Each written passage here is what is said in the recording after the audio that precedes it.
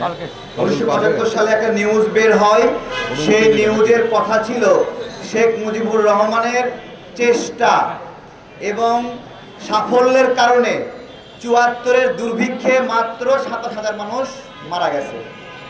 মানে কেবলমাত্র শেখ মুজিব শাসন করেছে তাই মাত্র ২৭,০০০ মানুষ ৭৪ সালে মারা গেছে দুর্ভিক্ষে।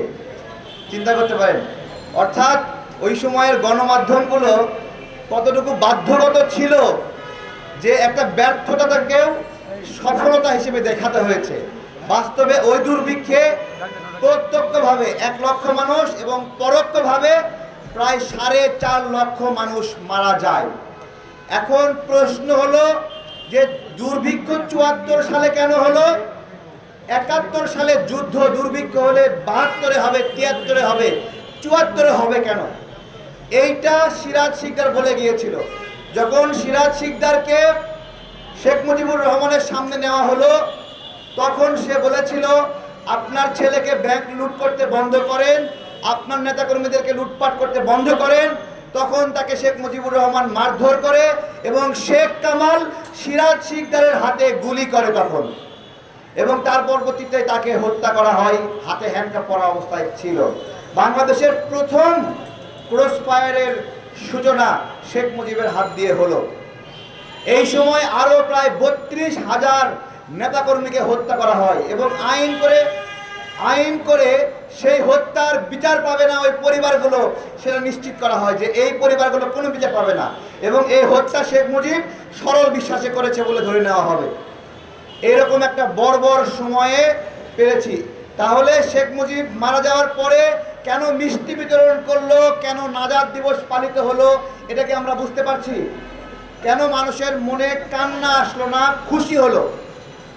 মানুষ সত্যি সত্যি মুক্তি পেয়েছিল। সে কারণে আমি আগস্টকে শোকের মাস বলতে চাই না, আগস্টকে বিপ্লবের মাস বলি আমি। এবং এই ২৪-এও জুলাই অভ্যুত্থান না বলে আপনারা আগস্ট অভ্যুত্থান বলবেন, আগস্ট বিপ্লব বলবেন।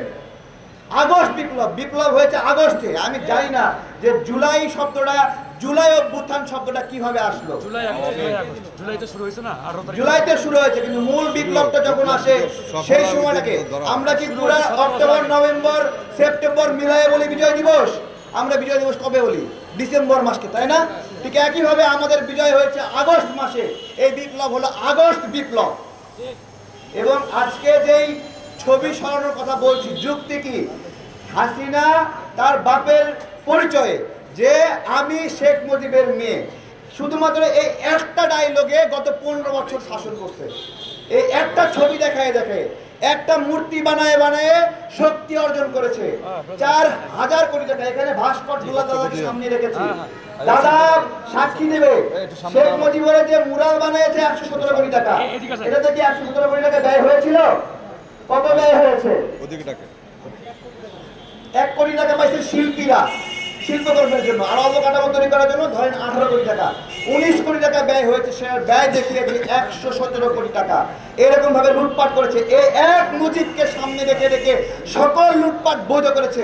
যেহেতু মুজিব ছিল লুটপাটের আদর্শ, যেহেতু মুজিবকে লুটপাটে ব্যবহৃত করেছে, আমরা মনে করি এখনো মুজিবের ছবি দপ্তরে থাকার অর্থ হলো শেখ হাসিনার গণহত্যাকে অস্বীকার করা এবং শেখ হাসিনার বিচারকে বাধাগ্রস্ত করা।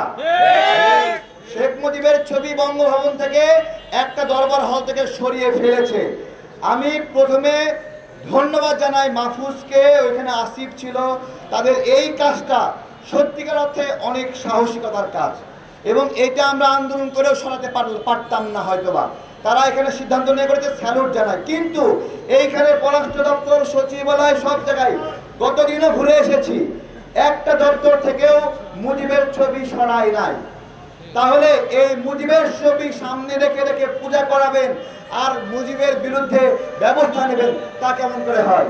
গণ অধিকার পরিষদ আজকে এই জন্যই আমরা প্রোগ্রাম দিয়েছি যে মুজিব যেহেতু ফ্যাসিবাদের খাতায় নাম লিখিয়েছে বাকশালের মাধ্যমে এবং দ্বিতীয় স্তরে শেখ হাসিনা যেহেতু ১৫ বছর ধরে মুজিবকে সামনে রেখে আমাদেরকে নিপীড়ন করেছে, ভোটাধিকার বঞ্চিত করেছে, আমাদের কথা এই মুজিবকে নিয়ে কোন রাজনৈতিক ব্যবসা বাংলাদেশে আর হবে না। কেউ রাখতে চায় মুজিবের ছবি, আমরা বলবো সেদিন তার রাজনৈতিক কার্যালয়ে রাখে। যদি কেউ মুজিবকে রাখতে চায়, যদি তার ছবি তার ঘরে গিয়ে রাখবে, কিন্তু মুজিবকে সর্বজনীন বানানোর চেষ্টা করবেন না। মুজিব যদি সর্বজনীন হতো সকল রাজনৈতিক দলকে নিষিদ্ধ করতো না। মুজিব যদি সর্বজনীন হতো 30,000 মানুষকে হত্যা করতো না। মুজিব কখনোই সর্বজনীন ছিল না। মুজিবকে যারা পিতা বানিয়েছে কলমের খোঁচায়, জনগণের ম্যান্ডেট না নিয়ে, গণশুনানি না নিয়ে, নিজেদের ইচ্ছা মতো নিজেদের বাপকে আমাদের বাপ বানিয়েছে। আমরা যার সন্তান না, যাকে তাকে আমরা বাপ ডাকি না।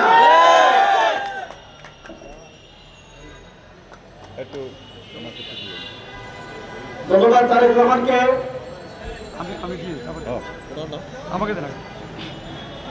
এই পর্যায়ে বক্তব্য রাখবে গণ অধিকার পরিষদের সংগ্রামী সদস্য সচিব ফারুক হাসান।